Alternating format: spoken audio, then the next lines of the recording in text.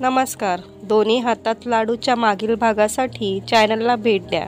तर चला आता आपण पुढील स्टोरीला सुरुवात करू. रंजनाने विचारलं, उद्या माझ्याबरोबर चलाल ना पार्टीला? मगाच सर्व प्रेमबिंब विसरून मोहितने कपाळावर आट्या घालत विचारलं. इश्श, मी सकाळी पार्कात फिरायला जाण्याबद्दल विचारत होते. असं होय, जाऊयात की. खरंच किती छान आहात हो तुम्ही. त्याला मिठी मारत रंजनाने शांतपणे डोळे मिटून घेतले. सकाळी 6लाच उठून रंजनाने आपलं आवरलं. छानपैकी तयार झाली. जागा झालेल्या मोहितने तिच्याकडे बघत म्हटलं, यू आर ब्युटिफुल. रंजनाला हे कौतुक सुखावून गेलं. मोहित तिला जवळ घेणार तेवढ्यात त्याला चुकून हसत हसत ती खोली बाहेर पडली. स्वयंपाकघरात जाऊन तिने सर्वांसाठी चहा केला. सासू सासऱ्यांच्या खोलीत चहाचा ट्रे नेऊन ठेवला आणि त्यांच्या पाया पडून आशीर्वाद घेतले. चहाचा कप हातात घेत सासूने रागाने तिच्याकडे बघत विचारलं, सकाळी सकाळीच माहेरी जाते आहेस का? आम्ही पार्कात फिरायला जातो आई, अगदी नम्रपणाने रंजनाने म्हटलं. सासूबाईंनी काही म्हणण्याआधीच सासरे चहा पिता पिता म्हणाले, जा जा, सकाळी फिरणं आरोग्याला हितकारक असतं. तुम्ही अवश्य जा.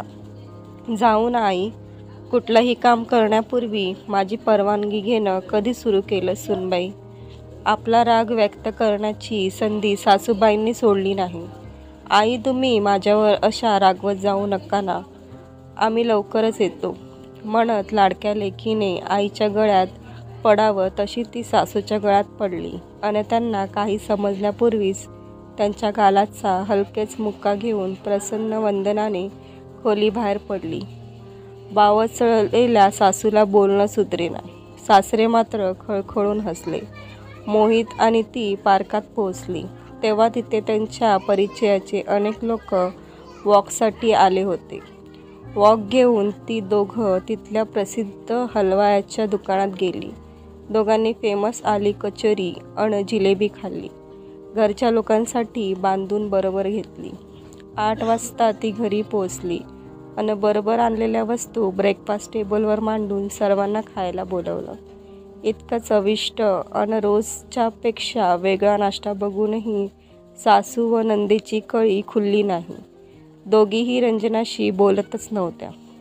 सासरेबुवांना आता काळजी पडली. बायको आणि मुलगी दोघांचीही सुनेच्या बाबतली वागणूक त्यांना अजिबात आवडत नव्हती. पण ते बोलू शकत नव्हते. एक शब्द जरी ते सुनेची कड घेऊन बोलले असते तर मायलेकींनी त्यांना फाडून खाल्लं असतं. ब्रेकफास्ट आणि दुसरा चहा आटपून रंजना आपल्या खोलीत निघून गेली. थोड्या वेळाने ती खूप छान नटून थटून आली आणि स्वयंपाकाला लागली. नंदेने तिला इतकी सुंदर साडी स्वयंपाक करताना नको नेसू असं सुचवलं. त्यावर ती हसून म्हणाली, त्याचं काय आहे माणसं, तुमच्या भावाने आज या साडीत मी फार छान दिसते असं म्हटलं आहे.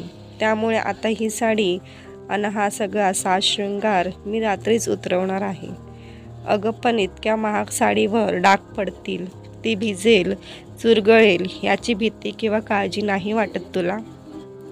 भीती आणि काळजीला तर मी कधीच बाय बाय केलंय. अनवंश, माझ्या मते एखादा मूर्खच आपल्या वस्तूच्या नुकसानीची काळजी करत असेल. संतापून मेधा म्हणाली, मला वाटतं मी मूर्ख नाहीये, पण तुमच्या भावाच्या प्रेमात मात्र फार वेडी आहे. कारण तो फार चांगला आहे, तुमच्यासारखाच. हसत हसत रंजनाने लाडाने मेधाचा गालगुच्चा घेतला आणि तिची गळाभेट घेतली. अकस्मात घडलेल्या या प्रसंगाने मेधा बावचळली, गोंधळली आणि मग स्वतःही हसायला लागली. रंजनाने फक्त एक भाजी बाहेरून मागवली होती. बाकी सर्व स्वयंपाक तिने घरीच केला होता. पनीर पसंदा ही भाजी मोहितला आणि मेधाला फार आवडते.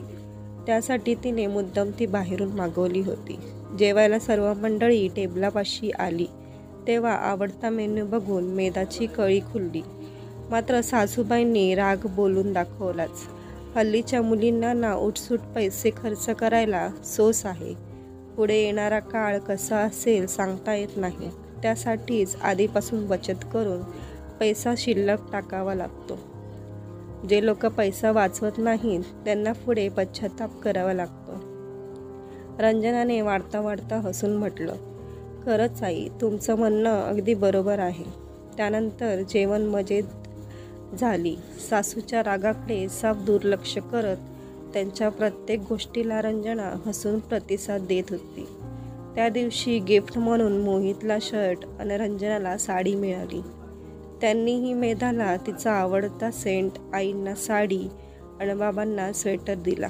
गिफ्टच्या देवाणघेवाणीमुळे घरातलं वातावरण जरा आनंदी आणि चैतन्यमय झालं.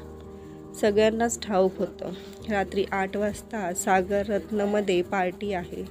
पण 6च्या सुमारास जेव्हा मोहित हॉलमध्ये आला तेव्हा ऐकूनच वातावरण भयंकर टेन्स असल्याचं त्याला जाणवलं. तुम्हाला पार्टीला जायचं आहे तर आमच्या परवानगीविना जा, त्याच्याकडे लक्ष जाताच आईने ठणकावून सांगितलं.